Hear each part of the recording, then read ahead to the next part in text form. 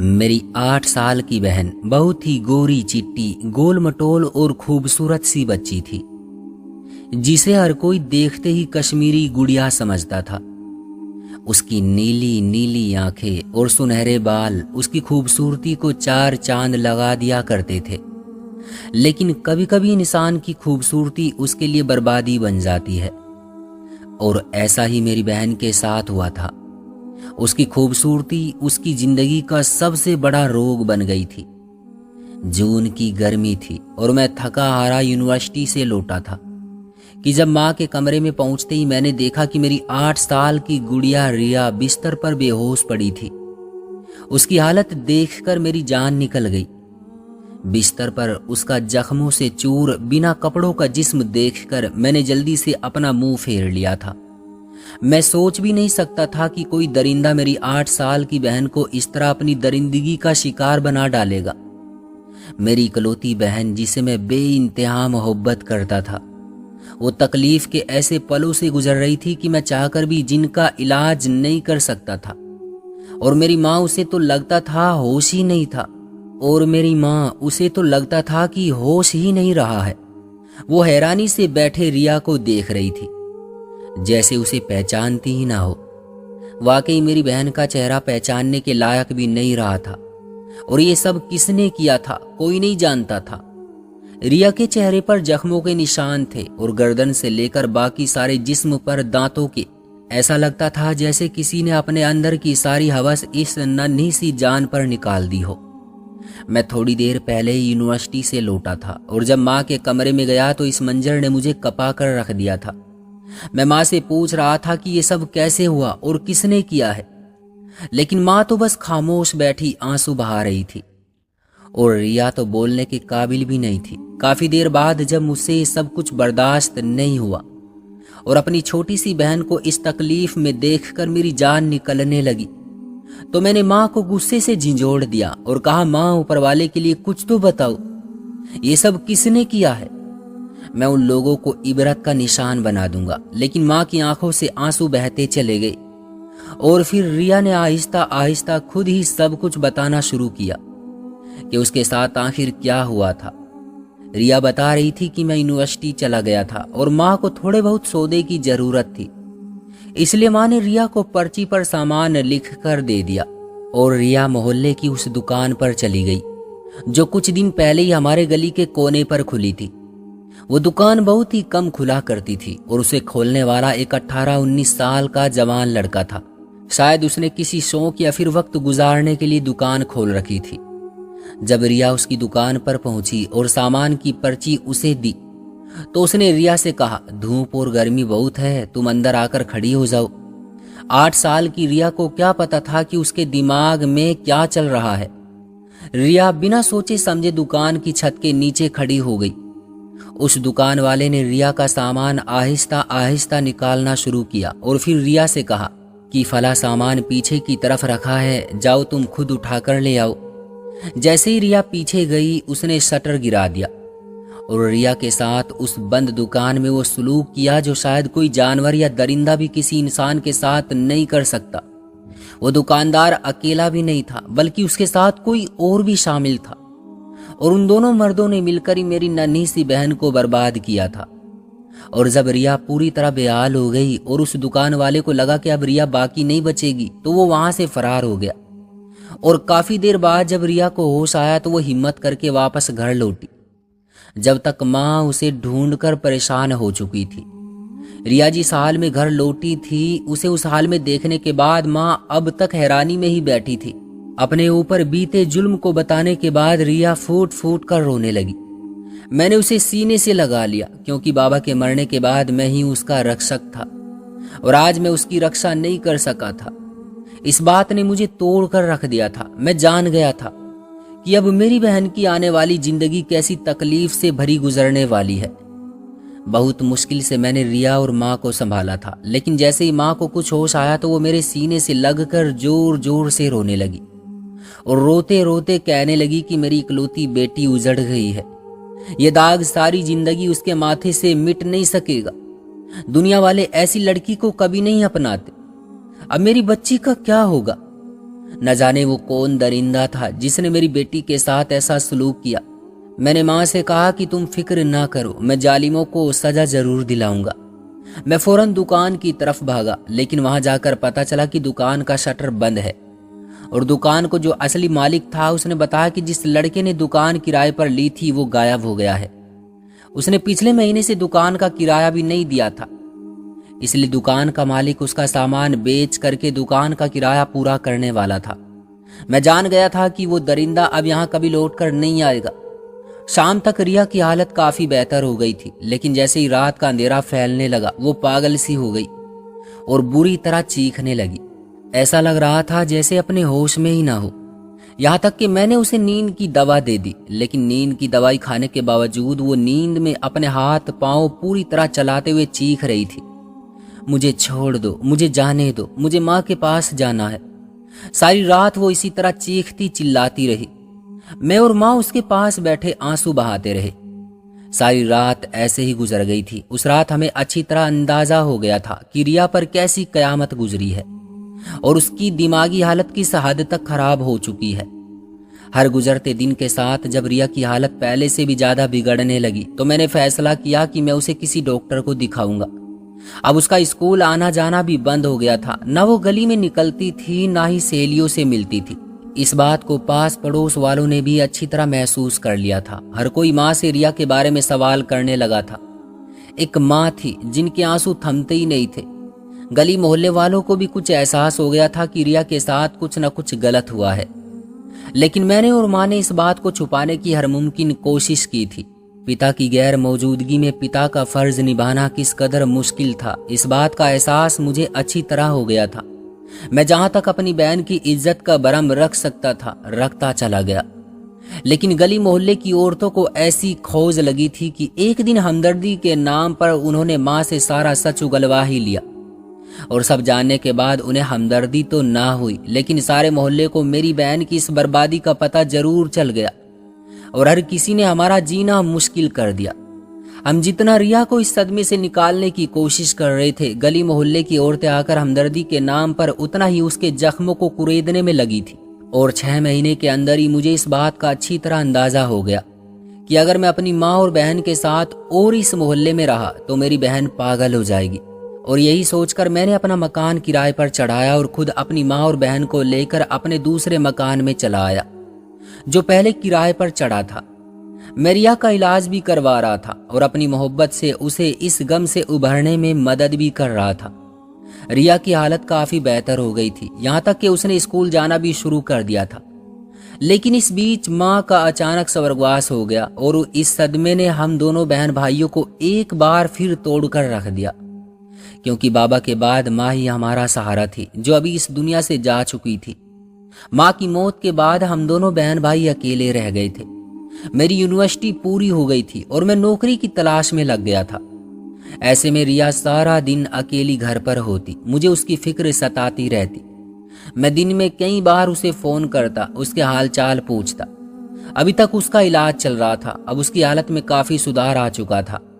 कुछ ही सालों में मेरी नौकरी बहुत अच्छी हो गई और रिया भी 18 साल की हो गई। लेकिन मेरी परेशानी और फिक्र में और बढ़ोतरी हो गई, क्योंकि जैसे जैसे मेरी बहन जवान हो रही थी वो पहले से भी ज्यादा खूबसूरत और हसीन होती जा रही थी। ऊपर वाले ने ऐसा रूप दिया था कि देखने वाला पल के झपकना भूल जाया करता था। मुझे डर था कि कहीं उसके साथ दोबारा कुछ ऐसा ना हो जिसे मैं और वो बर्दाश्त ना कर सके, क्योंकि वो सारा दिन घर में अकेली होती थी। और यही सब सोचते हुए मैंने अपने एक दोस्त से बात की कि वो मेरी इकलौती बहन के लिए कोई रिश्ता दिखा दे। मैं जल्द से जल्द अपनी बहन को विदा करना चाहता था।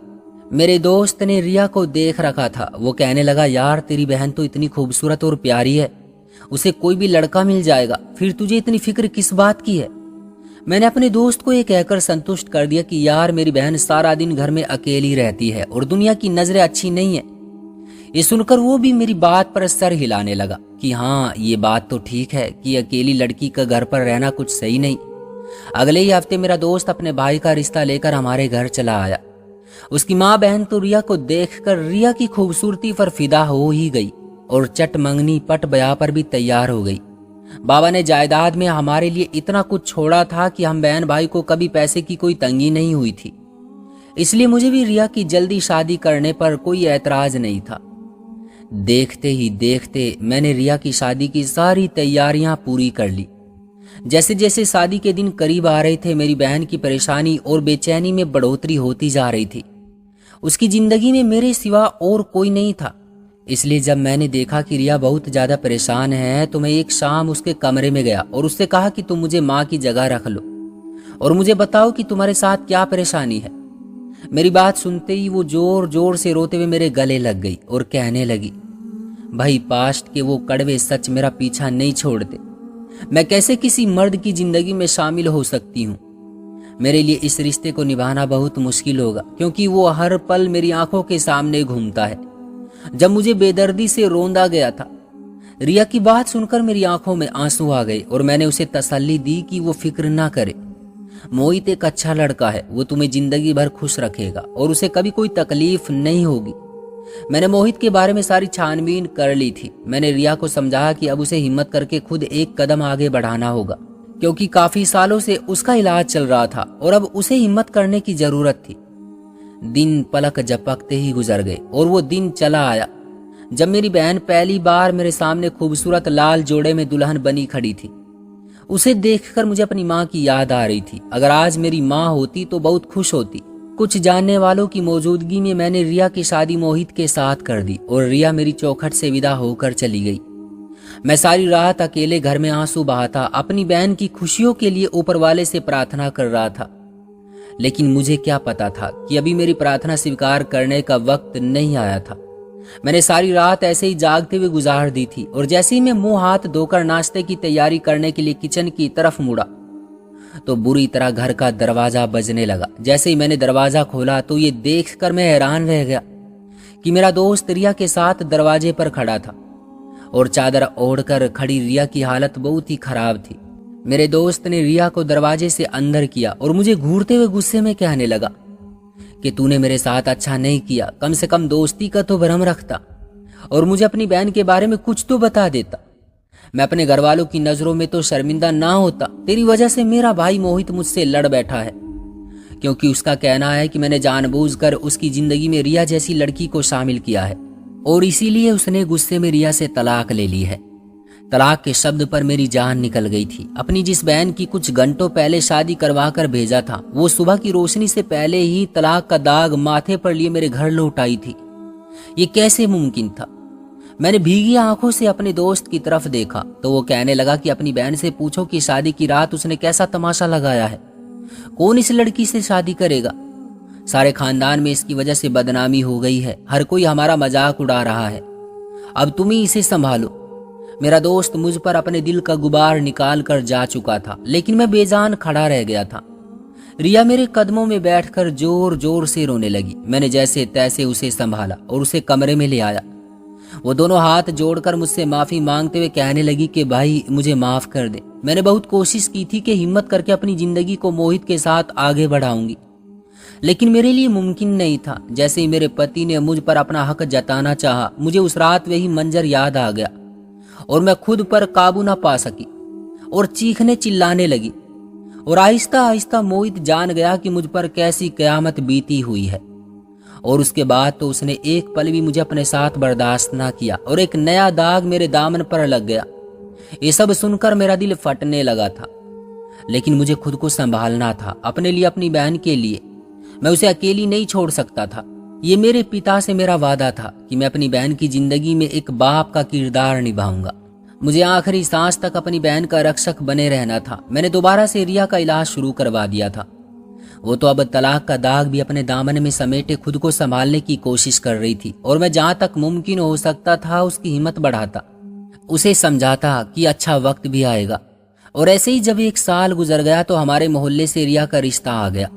वो लोग बहुत ही अच्छे थे और सबसे बढ़कर ये कि वो लड़का रिया से मोहब्बत करता था। यही सब देखते हुए मैंने एक बार फिर रिया की शादी का फैसला कर लिया। रिया ने मुझे मना करना चाहा था, लेकिन मैं चाहता था कि मेरी बहन जितनी जल्दी मुमकिन हो सके इस गम से निकल आए और अपनी खुशियों भरी जिंदगी में लौट जाए।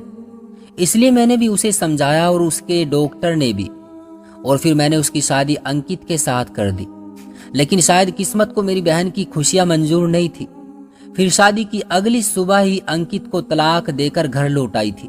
उसके कहे बिना ही मैं जान गया था कि इस शादी की ये रात भी उसके लिए किसी नर्क की तरह गुजरी होगी। मैंने सोच लिया था कि अब मैं उसकी शादी नहीं करूंगा और ना ही उस पर शादी के लिए कोई दबाव डालूंगा, क्योंकि इस तरह उसकी दिमागी हालत और खराब हो रही थी। और यही सोचकर मैं खामोश हो गया था। जिंदगी बहुत आहिस्ता आहिस्ता अपने सफर पर जा रही थी कि एक दिन मेरे बॉस हमारे घर चले आए, क्योंकि मेरे कुछ जरूरी पेपर्स घर रह गए थे जो मैं गलती से घर ले आया था। रिया ने चाय के साथ बहुत सी चीजें तैयार की और मेरे बॉस के आगे रख दी। मेरे बॉस की नजर रिया पर पड़ी तो वो पूरी तरह खामोश हो गए और फिर वापसी के लिए घर से निकलते हुए कहने लगे कि वो मेरी बहन से शादी करना चाहते हैं। ये सुनकर मैंने बॉस से कुछ नहीं छुपाया और उन्हें बता दिया कि मैं अपनी बहन की शादी नहीं कर सकता, क्योंकि पहले ही 2 बार इसकी तलाक हो चुकी है। इसकी दिमागी हालत ठीक नहीं है और वो एक शादीशुदा जिंदगी में खुद को एडजस्ट नहीं कर सकती है। ये सुनकर मेरे बॉस ने मेरी तरफ देखा और कहने लगे कि मुझे एक मौका दो, मैं रिया से शादी करूंगा और उसे जिंदगी की हर खुशी दूंगा। उनकी बात सुनकर मैं हैरान रह गया था। मैं सोच भी नहीं सकता था कि एक करोड़पति आदमी ये जानते हुए भी कि मेरी बहन 2 बार तलाक ले चुकी है, मेरी बहन से शादी करने के लिए तैयार हो रहा है। मैंने अपने बॉस से सोचने के लिए वक्त मांगा और उनके जाने के बाद जब रिया के सामने इस बात का जिक्र किया तो वो भी हैरान हुई, लेकिन फिर कहने लगी कि भाई रहने दीजिए, मेरी वजह से दोबारा बदनामी होगी, क्योंकि मोहल्ले वाले पहले ही हम पर थू थू करने लगे हैं और आपकी नौकरी को भी खतरा हो सकता है। रिया का जवाब सुनने के बाद मैंने अगले दिन बॉस को मना कर दिया, लेकिन वो तो जिद करने लगे कि वो रिया को खुश रखेंगे और उसका इलाज भी खुद करवाएंगे। उनकी इतनी जिद देखकर मैंने एक बार फिर रिया से बात की और कहा कि जिंदगी में आगे बढ़ने के लिए बहुत कम मौके मिलते हैं और मेरे बॉस तो तुम्हारा सच जानने के बाद भी तुमसे शादी करने के लिए तैयार है, तो मना करने की गुंजाइश नहीं बनती। मेरे समझाने पर रिया मान गई और तीसरी बार मैंने उसे अपने हाथों से दुल्हन बनाया, लेकिन इस बार मैंने अपने बॉस के आगे एक छोटी सी शर्त रख दी थी कि वो रिया से शादी करके शादी की पहली रात हमारे ही घर में गुजारेंगे। मैं नहीं चाहता था कि मेरे बॉस के घर कोई तमाशा खड़ा हो और वो अपने घर वालों के दबाव में आकर रिया से तलाक ले लेगा। मैं अपनी बहन को संभालना चाहता था, इसलिए मैंने ये शर्त रखी थी ताकि उसकी ये तीसरी शादी की पहली रात भी नाकाम ना हो जाए। मेरी बहन तीसरी बार भी दुल्हन बनकर बहुत ज्यादा खूबसूरत लग रही थी। उसकी पिछली 2 शादियां बहुत बुरी तरह नाकाम हुई थी, क्योंकि वो बिना कोई संबंध बनाए ही घर लौट आई थी। इसलिए इस बार मैं बहुत ज्यादा दिमागी तौर पर परेशान था। मेरे बॉस ने मेरी शर्त मान ली थी। वो शादी हो जाने के बाद वो हमारे ही घर पर रिया के साथ उसके कमरे में चले गए थे। जैसे जैसे वक्त गुजरता जा रहा था मैं बेचैन होता जा रहा था कि कहीं रिया को दोबारा से दौरा ना पड़ जाए और वो चीखना चिल्लाना ना शुरू कर दे। लेकिन जैसे जैसे वक्त गुजर रहा था और रात बीतने लगी, मुझे तसल्ली होती चली गई कि सच में ही मेरे बॉस ने रिया को संभाल लिया था। सुबह सवेरे मेरे बॉस कमरे से निकल आए और कहने लगे कि वो बाहर कुछ काम के लिए जा रहे हैं और फिर रिया को अपने साथ अपने घर ले जाएंगे। मैंने कहा ठीक है। ये कहकर वो घर से बाहर की तरफ निकल गए और मैंने सोचा कि मैं बाहर जाने से पहले एक बार अपनी बहन को देख लूं, और यही सोचकर मैंने उसके कमरे का दरवाजा खोला तो मेरी जान निकल गई। मेरी बहन दुपट्टा पंखे से बांधे खुद खुशी करने की कोशिश कर रही थी। ये देखकर मेरे हलक से चीख निकली। मैंने जल्दी से जाकर रिया को इस हरकत से रोका। मुझे देखकर वो मेरे सीने से लगकर रोने लगी तो मेरी आंखों से भी आंसू बहने लगे। अब पता नहीं मेरी बहन की जिंदगी में कौन सा गम चला आया था। और फिर रोते रोते रिया ने एक ऐसी बात बताई कि जिसे सुनकर मेरे होश उड़ गए। वो कह रही थी कि सारी रात मेरे बॉस ने ना ही उसके साथ कोई संबंध बनाने की कोशिश की है और ना ही उसे परेशान किया, बल्कि उसे अपनी मोहब्बत का यकीन दिलाते रहे। और जब रिया को उनकी बातों पर यकीन होने लगा और उसे लगा कि अब उसकी जिंदगी में सब कुछ ठीक होने वाला है, तो उसके तीसरे पति यानी मेरे बॉस ने उसे बताया कि वही वो आदमी है जिसने दुकान के अंदर उस लड़के के साथ मिलकर रिया की इज्जत के साथ खेल खेला था।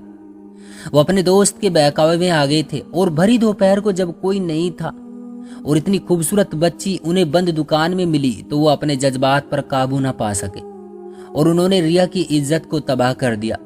लेकिन ज्यादा कसूर उस दुकान वाले का था जिसने रिया को जाल में फंसाकर अंदर बुलाया था। मेरे बॉस तो बस अपने दोस्त से मिलने के लिए आए थे और वो अपने दोस्त के बहकावे का शिकार हो गए थे। रिया की बात सुनकर मेरे तन बदन में आग लग गई थी। मैं सोच भी नहीं सकता था कि मेरी बहन की शादी उसी आदमी से हो गई है जिसकी वजह से वो इतने सालों से तकलीफ भरी जिंदगी गुजार रही थी। बहुत मुश्किल से मैंने रिया को संभाला और जब मेरे बॉस बाहर से वापस लौटे तो मैंने उनका गिरेबान पकड़ लिया और कहा कि तेरी इतनी हिम्मत कैसे हुई जो मेरी बहन से शादी कर ली। मेरे बॉस ने हाथ जोड़कर मुझसे और रिया से माफी मांगी और कहने लगे कि उनका कसूर बस इतना है कि उन्होंने अपने दोस्त का साथ दिया और उसके बहकावे में आ गए, लेकिन उस दिन से लेकर आज तक वो भी पछतावे भरी जिंदगी काट रहे हैं। उन्हें भी इतने सालों में एक पल के लिए चैन नहीं आया। वो 8 साल की मासूम बच्ची हर रात उनके सपनों में आती है और वो खुद भी बहुत सी परेशानियों का शिकार हो चुके हैं। अब वो रिया को अच्छी जिंदगी देना चाहता है और उसके हर गम को दूर करना चाहता है और इसी तरह शायद मुझे भी सुकून मिल जाए। वो रिया के कदमों में बैठ गए और रोते हुए कहने लगे, अगर तुम मुझे माफ कर दो, लेकिन अगर तुमने मुझसे अपने रास्ते अलग किए तो शायद हम दोनों ही जिंदगी भर इस तकलीफ से आजाद नहीं हो सकेंगे। उन्होंने बताया कि जो रिया का असल मुजरिम था वो सालों पहले एक ट्रक के नीचे आकर मर चुका है और अब वही है जो पछतावे की जिंदगी गुजार रहा है। मेरा बस चलता तो मैं अपने बॉस की जान ले लेता, लेकिन मेरी बहन रिया ने जिंदगी में पहली बार अपने लिए खुद कोई फैसला लिया था और उसने मेरे बॉस यानी अपने पति को माफ कर दिया था। मेरे बॉस मेरे आगे हाथ जोड़कर माफी मांगते हुए रिया को अपने साथ ले जाने की अनुमति मांग रहे थे। उन्होंने मुझे यकीन दिलाया कि वो हर कदम पर रिया को संभाल लेंगे। मैं जानता था कि ये किसी भी मर्द के साथ बाहर जिंदगी को आगे नहीं बढ़ा पाएगी। अगर कोई आदमी उसे संभाल सकता है तो वो सिर्फ और सिर्फ मेरे बॉस ही है और यही सोचकर मैंने उन्हें अनुमति दे दी थी। आज मेरी बहन एक नॉर्मल जिंदगी की तरफ लौट आई है और मेरे बॉस ने अपनी हर गलती की भरपाई बहुत अच्छी तरह की है। मेरी सब बहनों से गुजारिश है कि अपनी छोटी बच्चियों पर खास ध्यान दे और उन्हें अकेले किसी भी दुकान की तरफ भेजने से पहले अच्छी तरह से संतुष्टि कर ले कि वो अपनी बच्ची को किसी गलत हाथों में तो नहीं भेज रही है। ये दरिंदों का दौर है और यहाँ हर आदमी शैतान का शिकार है, इसलिए बेहतर है कि सोच समझकर काम लिया जाए ताकि दोबारा किसी लड़की की जिंदगी रिया की तरह बर्बाद ना हो। क्यों दोस्तों, सही कहा ना मैंने? आपकी क्या राय है इस कहानी के बारे में? कमेंट बॉक्स में हमें जरूर बताइएगा। वीडियो को लाइक और चैनल को सब्सक्राइब करना मत भूलिएगा। मैं मिलता हूं आपसे अगली वीडियो में, तब तक के लिए धन्यवाद।